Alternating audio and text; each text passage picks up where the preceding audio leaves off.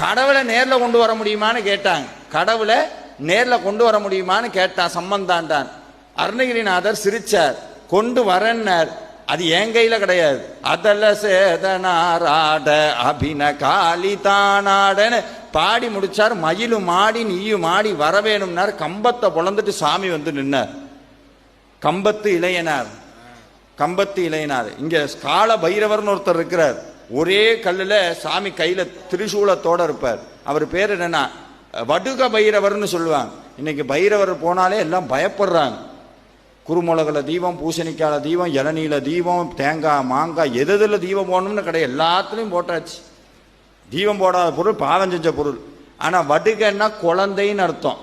பைரவருக்கு என்னன்னா யாரெல்லாம் சிவபூஜை, சுவாமிக்கு பேர் சேத்திரபாலகர்னு ஒரு சொரூபம் உண்டு.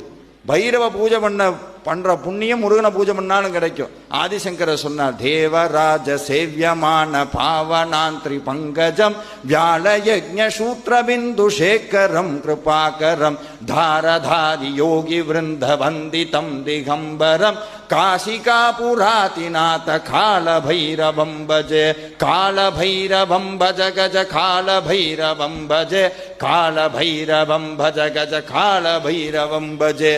யார் முருகனை பூஜை பண்றாங்களோ அவங்க வீட்டுக்கு காவல் பைரவர் நிற்பார்.